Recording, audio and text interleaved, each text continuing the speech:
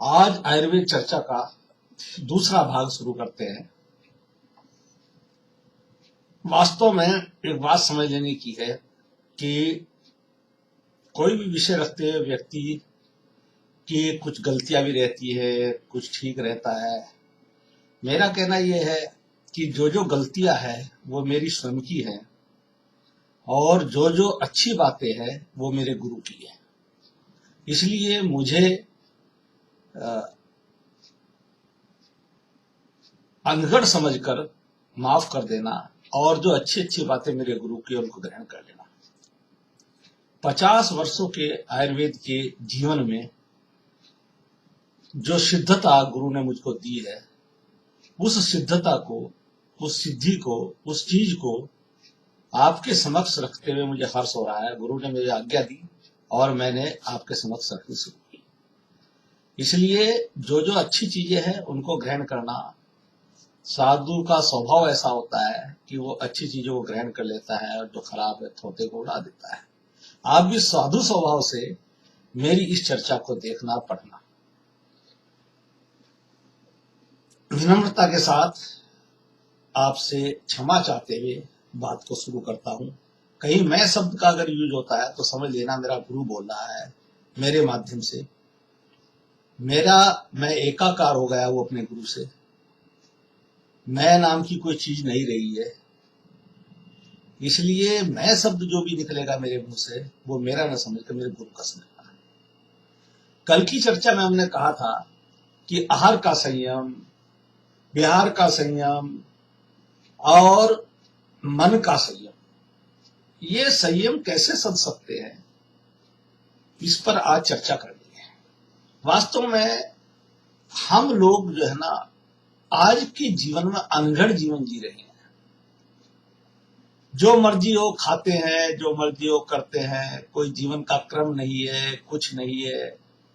इस प्रकार का जीवन जीने के कारण से और मृत्यु लोक में रहने वाले व्यक्ति आज दुखों के अपार संसार में, अपार सागर में जूझ रहे हैं। वास्तव में अगर हम जीवन में थोड़ा बहुत संयम करना सीख ले, कुछ लोग तो कहते हैं जितेंद्रिय हो जाएंगे, ये हो जाएंगे। मैं जितेंद्रिय जैसी बात नहीं कहता कि आप जितेंद्रिय बनो, आप वैसे भीष्म प्रतिज्ञाएं करो, उस तरह का जीवन जियो जैसे सतयुग काल में लोग जीते होंगे, त्रेता युग में जीते होंगे, मर्यादा पुरुषोत्तर नाम बन के आप जियो। मैं ये तो नहीं कहता, मगर कुछ छोटी छोटी बातें ऐसी हैं जो हम जीवन में प्रयोग कर सकते हैं और हम भी श्रेष्ठता की तरफ जा सकते हैं। हमको संयम करना सीखें। जैसे 4 प्रकार के संयम अपने यहाँ है: इंद्रिय संयम, विचार संयम, अर्थ संयम और समय संयम। एक एक समय चीज के ऊपर हम चर्चा करेंगे और हम चाहेंगे कि हम कैसे इन संयमों को निभा सकते हैं आसानी के साथ। अगर ये संयम हम निभा लेते हैं तो फिर पथ्य अपथ्य करते हुए आयुर्वेद में कुछ ज्यादा दिक्कत नहीं होती। तो ये समझने की चीजें, ये बहुत बड़ी बात नहीं है, बहुत आराम से किया जा सकता है। बस अर्थ है कि मन के अंदर एक इच्छा शक्ति जागृत करे कि हमको ये संयम निभाने हैं। सबसे पहले इंद्रिय संयम आता है। इंद्रिय संयम 5 ज्ञानेन्द्रिय, 5 कर्मेंद्रिय और 1 मन, ये मिलकर इंद्रियों का एक समूह बनता है, समुच्चय बनता है। तो 5 ज्ञानेन्द्रिया प्रमुख है, मन प्रमुख है, तो हम मन का संयम और इंद्रियों का संयम कैसे रख सकते हैं? वास्तव में अगर देखा जाए, जैसे कर्म इंद्रिय है, श्रवण करने की इंद्रिय है, देखने की इंद्रिय है, स्वाद की इंद्रिय है और काम इंद्रिय है, ये सारी की सारी इंद्रियां जो है ये मन के कारण से चलती है। मन का इनके ऊपर आधिपत्य रहता है और वास्तव में अगर देखा जाए तो सारे का सारा अध्यात्म मनोपचारी है। इसलिए अध्यात्म में जब व्यक्ति पहुंचता है तो जगह जगह मन का वर्णन आता है। ये मन भी साधा जा सकता है। वास्तव में जब मन साध लिया जाता है तो बड़े बड़े काम आराम से हल हो जाते हैं। इन 5 ज्ञानेन्द्रियों में और एक मन कॉमन है। 5 ज्ञानेन्द्रियों में कहते कामेंद्री प्रमुख है, इसकी साधना नहीं की जा सकती। कामदेव बड़ा प्रबल है और हम लोग जानते भी हैं, अगर आप ध्यान से सोचे, कि व्यक्ति का 65% समय और केवल काम की चिंतन करने में ही गुजर जाता है। आप ईमानदारी से सोचिए, सब लोग अंदर झांक के देखिए अपने। 65% समय कामेंद्री के कारण से गुजारते हैं, और इस प्रबल इंद्री को लोग अब समझ नहीं पाते, और ये कब प्रबलता हो जाती है, कब दुर्गति करा देती है। वास्तव में इस कामेंद्री को संयमित करने के लिए गुरुदेव ने रास्ता बताया। उन्होंने कहा कि ये कामेंद्री जिह्वा के वश में है। वास्तव में जिह्वा जो है वो सबसे बड़ी इंद्रिय है। मैं तो ये मानता हूं कामेंद्री भी उससे छोटी इंद्रिय है। जिह्वा कर्मेंद्री भी है और जिह्वा ज्ञानेंद्री भी है। ज्ञानेंद्री कैसे है कि वो स्वाद लेती है और स्वाद को ऊपर तक पहुंचाती है, कहती है आह क्या मजा आ गया खाने में, आज कितना सुंदर है। उसको इस बात से कोई मतलब नहीं है कि वो खाना जो मैं खा रहा हूं उसके कारण से शरीर को क्या हानि अथवा लाभ होने वाला है।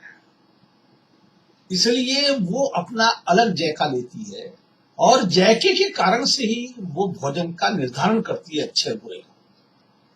क्या ये उचित है कि जायके के कारण से भोजन के अच्छे बुरे का हम निर्धारण करें? ये तो उचित प्रतीत नहीं होता। वास्तव में शरीर के लिए अलग अलग अंग अवयव है, और उन अंग अवयवों के समुचित पोषण मिले, ऐसा भोजन करना उचित है कि स्वाद के लिए भोजन करना उचित है। इसलिए इस ज्ञानेंद्री यानी जिह्वा के कारण से हम अभक्ष्य पदार्थों का सेवन करके और अपने शरीर को, मन को और आत्मा को क्षति पहुंचा रहे हैं। तो फिर इस ज्ञानेंद्री को वश में कैसे करना? ये 1.5 इंच की जबान है, और इस 1.5 इंच की जबान के कारण से बड़े बड़े महाभारत हुए हैं। हम सब लोग जानते हैं कि द्रौपदी जी अगर अपने ऊपर नियंत्रण रखती और वो अंधों की औलाद न कहती, तो शायद वो महाभारत इतना न भड़कता। हम दुर्वचन बोलकर, अहंकार के कारण से दूसरों को दुर्वचन बोलकर अपने विरोधी खड़े कर लेते हैं, युद्ध कर लेते हैं, लड़ाई कर लेते हैं। तो जिह्वा क्या है? ये सर्वाधिक काम करने वाली इंद्री है। तो इसको वश में 2 तरह से किया जाता है। कर्मेंद्री के रूप में कैसे वश में करेंगे, और ज्ञानेंद्री के रूप में कैसे वश में करेंगे?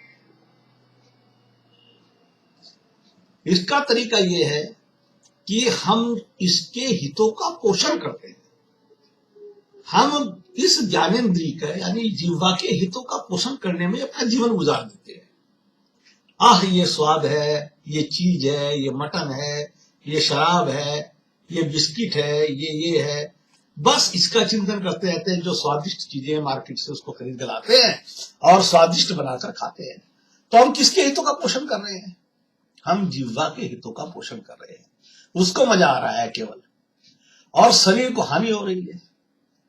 तो जिह्वा को ये कैसे पहुंचे कि जो चीज मेरे लिए हितावह है, जो शरीर के और मन के लिए हितावह है, वही चीज तुझे ग्रहण कर लिए, इसमें स्वाद लेना है।